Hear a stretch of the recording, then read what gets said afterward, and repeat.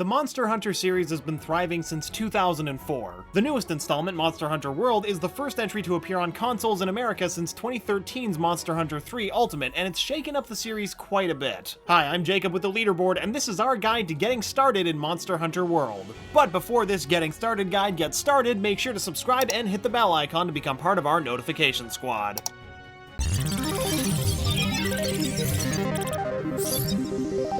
Understanding Monster Hunter. So let's start off with a simple question. What exactly is Monster Hunter? The core concept of the Monster Hunter series is, well, hunting monsters. But it's a lot more than just that. It's an action RPG series that mainly focuses on the grind. The goal in the Monster Hunter series is to hunt as many monsters as possible, complete quests in order to grow as a hunter, and get the best gear possible with which to kill more monsters with. The biggest change that the Monster Hunter series brings to the RPG genre is eliminating a traditional leveling system. There's no experience system, and only a hunter rank shows off how far a player's developed in the game. A lot of the bonus attributes come from certain armor sets and weapons, and a lot of the gameplay within Monster Hunter relies on the player's skill set and patience. Gameplay. A lot of people assume that the Monster Hunter series relies on some type of high-octane gameplay, but that's not entirely right. The biggest thing that players need to know going into World is that patience is a virtue. The action in World is all about timing, since a lot of weapons are slow and heavy-hitting. There are a handful of weapons that hit fast, but even then it's all about mastering combos and knowing when to go in for a full attack or when to back out of a fight to heal up. To heal up, you can't even have your weapon out unless you're using a sword and shield.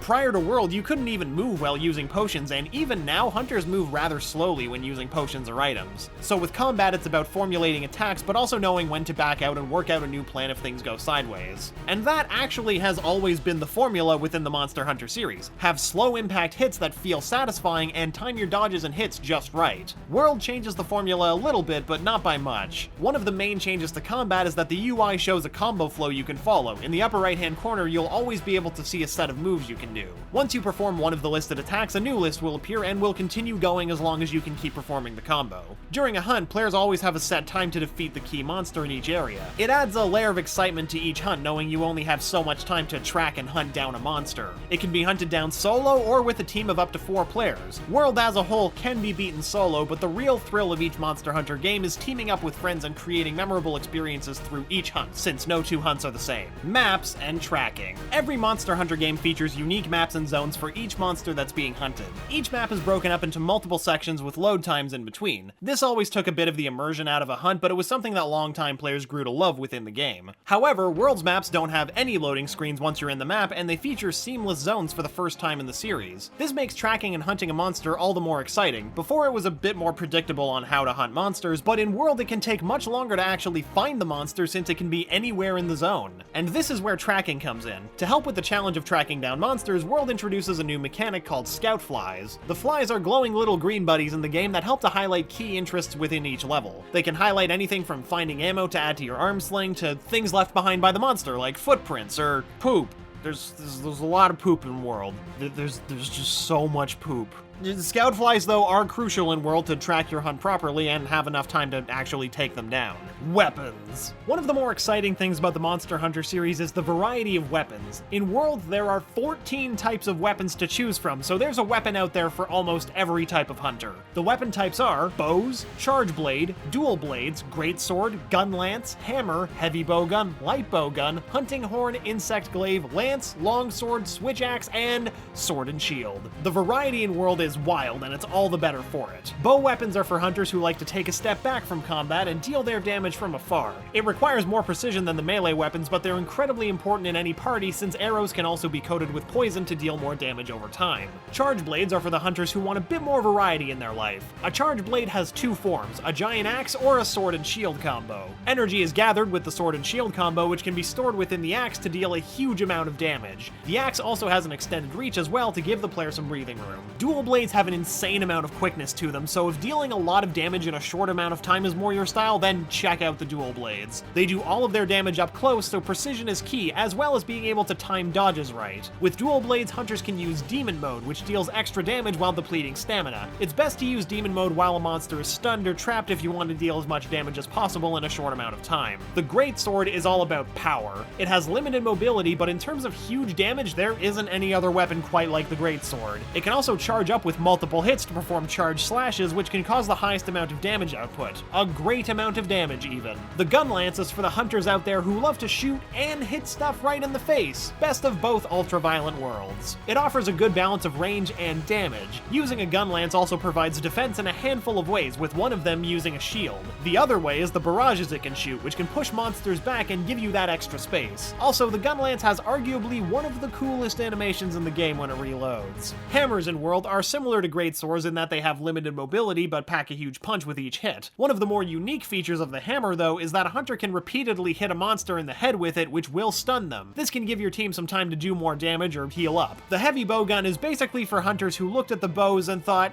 yeah, I like this. This is a good start, but I really wish that this just had giant bullets instead. It's all about range with the heavy bowgun, and to inflict as much damage as possible. It also has special ammo types, the Wyvern Snipe and Wyvern Heart, which gives hunters more options in how to approach each monster. So dealing a bunch of damage is cool and all, but what about the charitable players who just want to support their allies while playing really goofy music? Yep.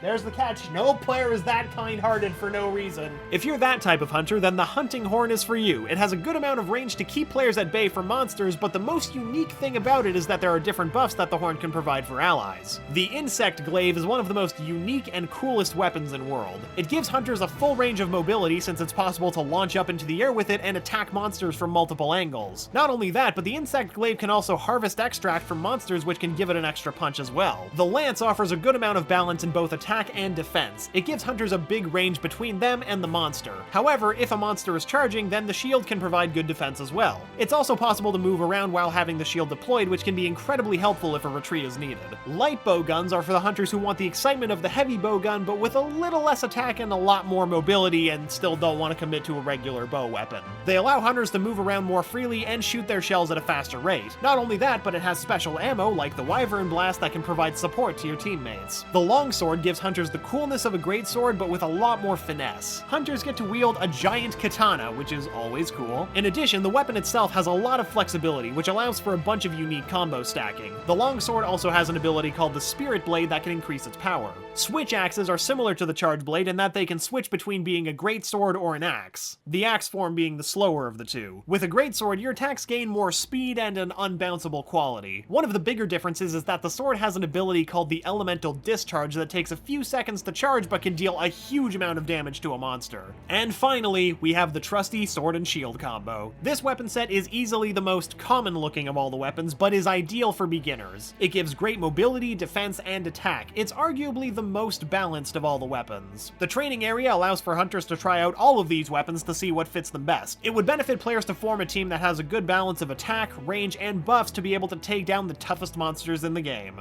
Palicos. If you can't get a team of hunters together for World, just know that you will always have the best companion ever in a video game at your side, the Palicos. Palicos are cat companions in World who are helpful in a handful of ways, and oh my god, look at how cute they are! They can be leveled up to better serve you in combat, be it through defensive or offensive tactics. Palicos have exclusive armor and weapon sets made from monster parts that they can equip to improve their combat effectiveness. Palicos can also help track down materials within the world as well. It's possible for them to communicate with others within each zone, and they can convince them to help lay down traps for your hunt. Palicos have in-depth character customization just like your hunter, so it's possible to create the Palico of your dreams. Even if you're not a fan of cats, it's impossible to deny that Palicos are extremely helpful within World and can make the grindfest a bit more manageable. The pregame. Alright, you've accepted a hunt, now it's time to drop into the map. For the first time in the series, each map has multiple campsites or starting points. Campsites are a staple in the Monster Hunter series. It's where the quest itself begins and where the hunters can form a game plan. For the first dozen or so sites, basic healing supplies and tools can be found in a chest at each campsite. Tread lightly later on though, for higher level hunts there will most likely be a slight delay before healing equipment is available at your camp.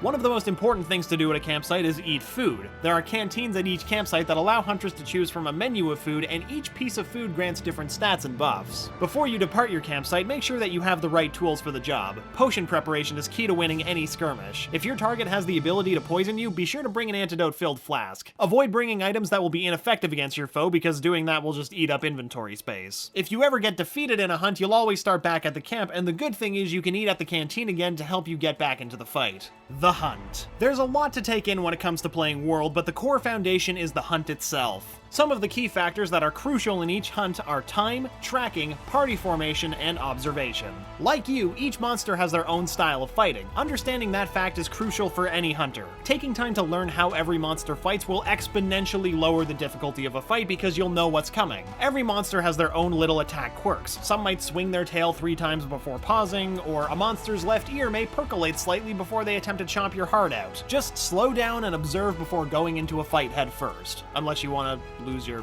head first. It's easy to get lost in the huge maps of the world, which can make it feel like time is against you. That's why tracking is crucial, as well as paying attention to every detail in each zone, but make sure not to get too distracted. There are no health bars for enemies in World, and that's been the case for every Monster Hunter game. Heck, World is the first game to even show you how much damage is being dealt, which can be turned off for the Monster Hunter purists out there. So it's important to have the best team balance in order to take down each monster. With practice, a proper team, and a game plan, it's possible to take down even the toughest monsters. Once again, I'm Jacob, and thanks for watching our Monster Hunter World Getting Started guide. Have you played it yet? Got any of your own tips to share? Comment below and let us know. Don't forget to click the bell icon to become part of our notification squad, and if you like getting more from your games, subscribe to the Leaderboard, your home for video game facts.